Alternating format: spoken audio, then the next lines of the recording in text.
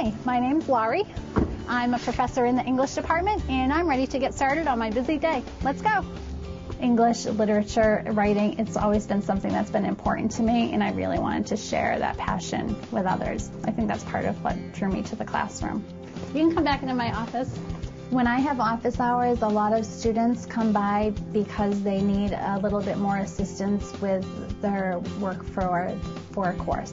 It was interesting for me to do this paper because I had already had so much experience with small children. And that personal experience actually makes what they're saying stronger, that is very good evidence.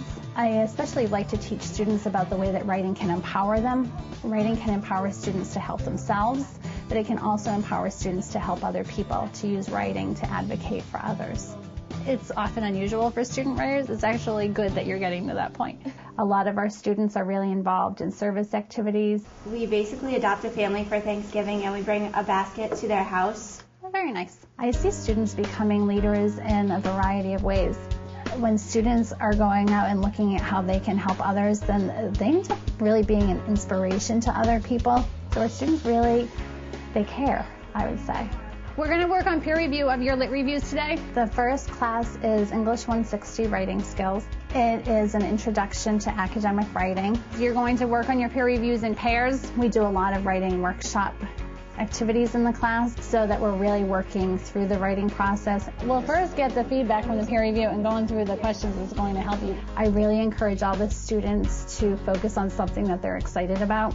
So you just have to make sure that those sources correspond to what's back here. I'm trying to get them to think about writing in a way that they can bring it with them to other classes.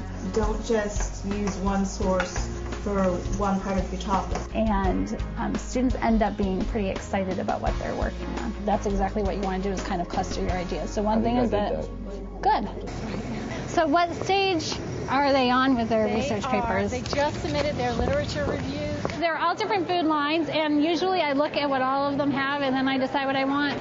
A lot of students actually say that this is like one of the deciding factors when they come here. They love the cafeteria. You can get any kind of sandwich, but then they have like the sandwich special. And on the salad bar, it explains why all the different foods are healthy, so I really like that. I chose the Chinese food today. It is General Tso's chicken, some lo mein, and egg rolls, and a fortune cookie, of course.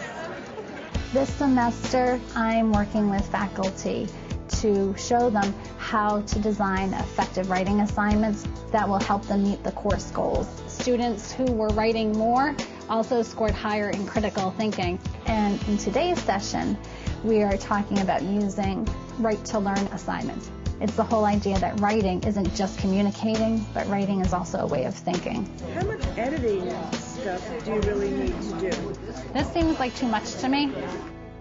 Every student is assigned a faculty advisor. The advisor helps them with scheduling their classes each semester and really answering any kinds of questions students have about their academic careers.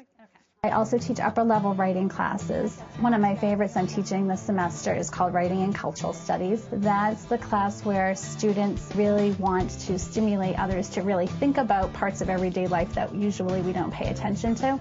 So they have to also write in a really strong, engaged kind of manner. That's a lot of fun. Because I know you like formal writing, Jacqueline. I like it. It's just that I've never written in any other way.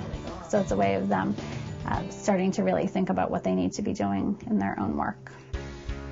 I would hope that when students leave my classes, that they feel more excited about writing, that they feel some kind of connection and power in their ability to express themselves, to communicate. So I really hope that my students feel a lot more inspired to spend their time writing and reading, and that they see how those activities can really benefit them and benefit others. I think that you're, at this point, it doesn't seem like you have too much, because I don't think like it's going on and on at all.